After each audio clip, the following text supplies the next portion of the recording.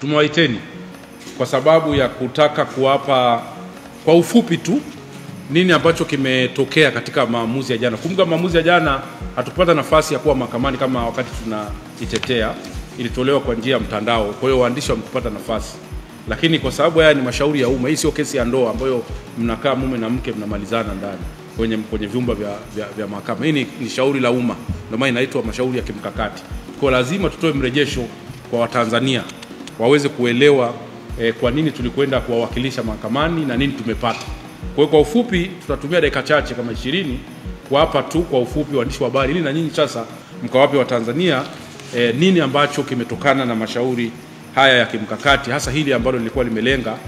Kwanza kwa ufupi, shauri hili la kimkakati au public interest litigation lilifunguliwa toka mwaka 2020 kwa lengo la kupinga mabadiliko madogo ya sheria inayoendesha mashauri ya kimkakati haki za binadamu hapa Tanzania. Wote mnafahamu tuna sheria ambayo inaitwa Bradea ambayo ilitungwa miaka mingi kwa lengo la kuongoza Watanzania wanaotaka kwenda kufungua mashauri kadhaa mahakamani waweze kufuata utaratibu ambao kidogo wanadhani unalenga kufikia hiyo haki. Kwa hiyo mabadiliko haya yakafanyika mwaka 2020 na kubadilisha ile sheria kifungu cha 4 na kuongeza mambo kadhaa ambayo sisi tulidhani hayo mambo yaliyoongezwa kwenye mabadiliko hayo yalikuwa yanakwenda kuvunja katiba, lakini yanakwenda kuzuia haki za Watanzania kwenda mahakamani kulinda katiba na kudai haki za binadamu. Kwa hiyo tukaenda mahakama ya rufaa. Mahakama ya kuu ya Tanzania ikatoa maamuzi mwaka 2022, lakini maamuzi hayo hayakuturidhisha kwa sababu wao waliona kwamba maboresho yote yaliyofanyika katika sheria ile yalikuwa sahihi. Kwa hiyo wakaona kwamba ile sheria endelee kutumika. Sasa tukaenda kulalamika zaidi kwenye mahakama ya rufaa, na katika malalamiko yetu mahakama ya rufaa, shauri hili lilisikilizwa na majaji watatu wa mahakama ya rufaa ambayo ni Jaji Rehema Levira, Wilfred Rumanyika pamoja na Gerald Gwembe. Lakini upande wetu wa mawakili uliongozwa na Professor Shivji akiwa na wakili Mpale Mpoki, wakili Dr. Nshala Rugemelezela pamoja na wakili John Seka. Hawa wote ndio waliongoza jopo la mawakili upande wa utetezi. Kwa hiyo katika hoja ambazo zilikuwa zinalalamikiwa ni vifungu ambavyo vilikuwa vimebadilishwa na mabadiliko yale ya kisheria. Kwanza kifungu ile cha 4 cha pili ambacho kilikuwa kinataka kwamba kila mtu anayefungua shauri la mkakati lazima aonyeshe kwamba yeye mwenyewe ameathirika binafsi. Sio tena kwamba umma ndio umeathirika, yeye mwenyewe ndio au ameonyesha ameathirika binafsi. Si tukadhani hii si sahihi, kwa sababu kwenye mashauri ya kimkakati haya ya umma ni lazima uonyeshe kwamba ni umma ndio unaathirika na sio wewe. Kwa hiyo tukaenda. Tunashukuru kwamba mahakama imetusikiliza, wameona kwamba sheria ilikosea kulazimisha kwamba mtu anayefungua mashauri ya kimkakati aonyeshe kwamba ameathirika mwenyewe. Eneo la pili, kifungu cha 4.3 kiliweka kizuizi kwenye maslahi haya ya umma kwamba mlalamikaji lazima aonyeshe walitaka kuunganisha katiba kifungu cha 26 na cha 30 ambapo profesa atakuja kukielezea vizuri zaidi. Lakini kifungu cha 4.4 kiliweka sharti kwamba mtu yote atakayefungua masharti haya hapaswi kuwashtaki viongozi wakuu waliotajwa pale: rais, makamu wa rais, spika, naibu spika, jaji mkuu. Itapaswa ufungue shauri kupitia mwanasheria mkuu pekee. Kwa tukadhani hii si sahihi, tukaenda mahakama ya rufaa na mahakama ya rufaa wamebadilisha, wameona kwamba sheria ilikosewa. Kingine ni kwamba kilikuwa kinamtaka mlalamikaji kifungu kile cha 4.5 kwamba ni lazima atafute nafuu kupitia sheria nyingine. Lakini si tukadhani si sahihi, kwa sababu mashauri haya ya kimkakati imetolewa moja kwa moja na ibara 26(2) ya katiba. Hakuna sehemu nyingine, na sehemu pekee sheria ambayo imetoa mashauri haya ni katiba ya Jamhuri ya Muungano wa Tanzania. Kwa hiyo tulidhani hakuna nafuu yoyote nyingine inaweza kutafutwa nje ya kifungu hicho na mahakama kuu ya Tanzania. Kwa hiyo haya yote yakasikilizwa na maamuzi yakatolewa jana kama mlivyoona. Maamuzi ya jana yamebadilisha, yametangaza kwamba kifungu chote hiki cha 4 cha sheria ya Bradea kimevunja katiba, ni unconstitutional. Kwa hiyo wakatoa maagizo kwamba ndani ya mwaka mmoja serikali pamoja na bunge wao wamebadilisha sheria hii na kikufuta kabisa kifungu hiki ambacho kinavunja haki za Watanzania kulinda katiba, kwenda mahakamani kulinda haki za binadamu. Kwa hiyo kwa ufupi, hayo ndio maamuzi ambayo yametokana na maamuzi ya jana katika shauri lililokuwa katika mahakama ya rufaa. Na tungependa sasa leo, kwa sababu tupo hapa na jopo la mawakili, muweze kupata ufafanuzi kwa kina zaidi. Nini hasa maana ya hukumu hii? Nini hasa maana ya shauri hili? Kwa ufupi tu ni kwamba tunashukuru sana mahakama, tunashukuru sana mawakili kwa sababu tumelinda katiba ya Jamhuri ya Muungano wa Tanzania. Sheria ile ilikuwa imepoka haki za Watanzania ambazo zilitolewa na katiba ibara ya 26. Lakini sasa mahakama ya rufaa imetoa mwongozo kwamba ni hata siku moja haitakaa itokee tena kwamba kutakuwa na sheria au taratibu mwingine ambao utalazimisha mtu yeyote anayetaka kwenda kulinda katiba au haki za binadamu mahakamani atakiwe kuonyesha kwamba yeye mwenyewe ameathirika binafsi. Kwa hiyo ni maendeleo makubwa katika sekta yetu ya haki za binadamu. Jurisprudence yetu hii inaendelea kukua kupitia maamuzi haya. Kwa ufupi, mimi naomba niishie hapa. Sasa nimkaribishe Professor Shivji ambaye alikuwa ndio anaongoza jopo hili, ili na yeye muweze kumsikia kwa yale ambayo alipenda kuyasisitiza zaidi kuhusiana na shauri hili. Kuhusu jambo ambalo kwa upande wetu tunaona ni na umuhimu wa kipekee katika maamuzi yanayotolewa na mahakama yetu, mahakama ya juu kabisa, mahakama ya rufaa. Maamuzi ambayo yalitolewa jana ya kesi hiyo ambayo ndugu yangu hapa ameeleza vizuri tu, mimi sitarudia. Kwanza kabisa nianze kupongeza jopo la majaji walioamua kesi hiyo. Sio kawaida sana kupongeza mahakama inapotoa uamuzi, lakini kwa profesa mwandamizi kama mimi nafikiri naweza nikafanya hivyo, hasa kwa sababu uamuzi wa jana kwangu mimi binafsi ilikuwa ni faraja mkubwa sana. Katika ualimu wangu wa karibu miongo minne, nimewafundisha mawakili wengi sana wa pande zote mbili, mawakili wa serikali na mawakili binafsi, na pia baadhi ya majaji wa mahakama kuu na mahakama ya rufaa. Kwa hivyo naposikia uamuzi uliotolewa jana au uamuzi kama ule, inanipa faraja kubwa sana. Jambo la pili, ningependa kusema kwamba jopo la majaji liliongozwa na Jaji Levira kwa kiasi fulani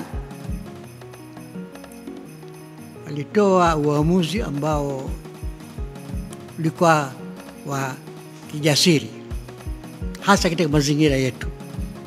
Uamuzi kama ule hatujawahi kusikia katika miaka zaidi 10 sasa. Kutokana na sababu mbalimbali ambayo sitaingia kwa sababu nitaambia sasa unaingia kwa siasa.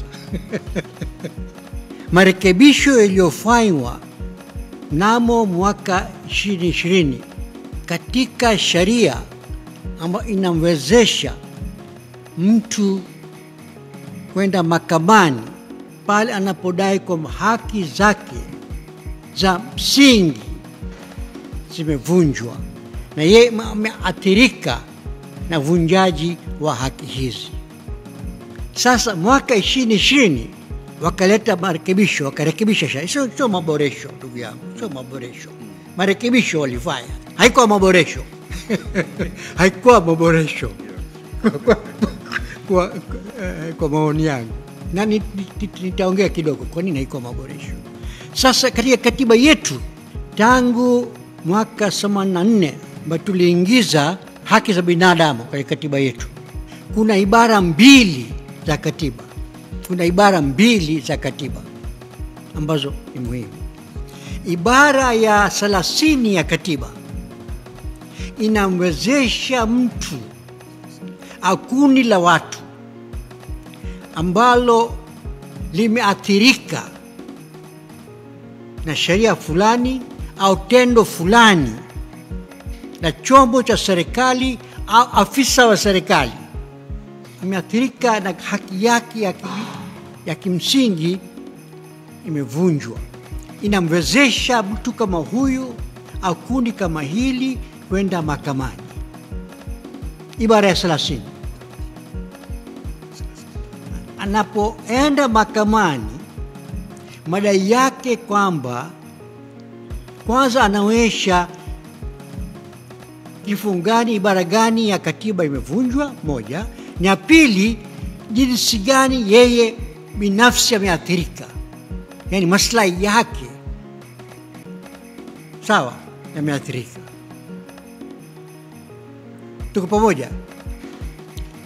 Ibara ya 30 ama tumekuwa na kesi nyingi tu za kikatiba zinaenda mahakamani chini ya ibara ya 30.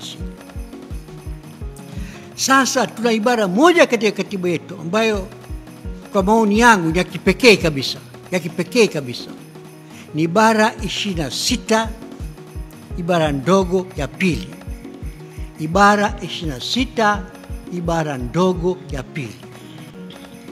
Ibara hii inasomeka hivi: kila mtu ana haki, kila mtu, sio kila mwananchi, kila mtu ana haki kwa kufuata utaratibu uliowekwa na sheria kuchukua hatua za kisheria kuhakikisha hifadhi ya katiba na sheria za nchi. Mwaka 2018 lilifunguliwa shauri linaloitwa la Ado Shaibu dhidi ya Rais wa Jamhuri ya Muungano wa Tanzania Joseph Pombe Magufuli na mwanasheria mkuu wa serikali, na hili shauri lilisimamiwa na Fatuma Karume, na Fatuma ndio alipata matatizo hapo mpaka leo. Kwenye ile shauri liliwekwa pingamizi kwamba rais hawezi kushtakiwa mwaka 2018, na ilikuwa ni kuhusu uteuzi wa mwanasheria mkuu wa serikali Aderatus Kirangi. Jaji Feleshi akiwa jaji kiongozi alisikiza ile shauri, akakubaliana na pingamizi kwa sababu lilikuwa limeandikwa jina la John Pombe Magufuli, lakini akasema rais anashtakiwa. Miaka miwili baadaye, baada ya uamuzi kutoka tu, lilikuwa limefunguliwa shauri lingine la Zito Zuberi Kabwe dhidi ya Rais wa Jamhuri ya Muungano wa Tanzania pamoja na wengine, pamoja na mteja wangu alikuwa Profesa Asadi. Likaja pingamizi lingine kwamba rais hashtakiwi kwa sababu alishaipata kule kwa Feleshi. Mlacha akaandika hukumu akasema rais anashtakiwa kama mtu mwingine kwenye mashauri ya uwajibikaji na ya katiba. Wakati yale mashauri yanaendelea mahakamani, wakaenda bungeni, wakaenda kubadilisha Basic Rights and Duties Enforcement Act, ndio wakarekebisha kifungu cha 4 ambacho ndio profesa anazungumzia hapa. Kifungu cha 4 ambacho kilikuwa kinafanana na kifungu cha 26(2) cha katiba kinasema mtu yeyote anaweza akafungua shauri pale anapoona haki imevunjwa au inaelekea kuvunjwa, hata katiba yenyewe. Na pia unaweza kumshtaki mtu yeyote, ilikuwa iweki ukomo. Sasa walipoenda kurekebisha ile sheria ambao ndio mgogoro tuliokuwa nao, na asante sana Onesmo kwa kuendelea kusimama na ile shauri toka mwisho, kwa sababu tuliandazi plead wakati mgumu sana. Nakumbuka tuliandikia Mbezi Garden na baadaye tukawa APC. Ilikuwa ni wakati mgumu sana tunafungua hii kesi kipindi hicho, lakini Onesmo alikubali kuweka jina lake pale. Kwa kipindi kile ilikuwa ni ngumu kidogo. Kwa hiyo ule uamuzi ule ndio ulipelekea, maamuzi haya mawili walipelekea kurekebisha Basic Rights and Duties. Kwa hiyo kuanzia hapo ndio maana usikite na shauri la Tanganyika Law Society, Legal and Human Rights Center, CTHRDC. Zamani kwa tufungua mashauri mara la uchaguzi, mara la watoto kupewa mimba, mara la nini, kwa sababu baada ya sheria kurekebishwa lazima uwe na maslahi wewe peke yako, pilipili ya shamba inakuashia nini. Yaani unapoenda kufungua shauri useme mimi nimeathirikaje. Kwa hiyo ndio ulikuwa ni msingi ambao ulikuwa umetengenezwa. Ina maana anaye hapa kuilinda katiba ni rais, jaji mkuu, ni spika. Lakini akiivunja ukamshtaki mwanasheria mkuu wa serikali. Inawezekana. Hata kuandika hizo pleading proof ni ngumu sana.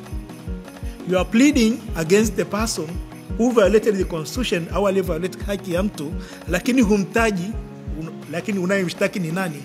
Mwanasheria mkuu wa serikali. Kwa hiyo ni uamuzi ambao kwa kweli umetuondolewa kwenye giza kwa watu ambao wanafanya public interest litigation. Kwanza kuipongeza idara ya mahakama na hasa mahakama ya rufaa na jopo la majaji kwa kupata ujasiri wa kukumbusha taasisi na watendaji wetu wa umma kwamba hakuna aliye juu ya sheria. Wote kwenye taasisi zetu za umma na watendaji wanaofanya kazi wote wanapaswa kuheshimu katiba ya nchi na sheria za nchi, na kama watafanya matendo yanayokiuka katiba na sheria za nchi, basi watu hao watashtakiwa kwa matendo yao na watahukumiwa kwa majina yao. Kwa hiyo hili jambo ambalo mahakama ya rufaa imelisema kwamba kutukumbusha kwamba kwenye nchi ya kidemokrasia ambayo Tanzania ni mojawapo, hakuna aliye juu ya sheria, na yeyote ambaye ameapa na kula kiapo kwamba ataiheshimu katiba ya Jamhuri ya Muungano wa Tanzania na sheria zinazotungwa na bunge au kanuni zinazotungwa na mamlaka nyingine, basi mtu huyo atakapokiuka katiba hiyo au atakapokiuka sheria hizo atachukuliwa hatua kwa mujibu wa katiba na atatajwa kwa jina lake na sio kupitia mgongo wa mtu mwingine. Kitendo cha mahakama kupata ujasiri wa kulisema hili bila kumuunya maneno ni kitendo cha kijasiri, ni kitendo cha kupongezwa, na wananchi sasa wawe huru kuchukua hatua pale ambapo wanaona watendaji ndani ya serikali na ambao wameapa kuilinda katiba na sheria za nchi wanachukuliwa hatua popote pale wali.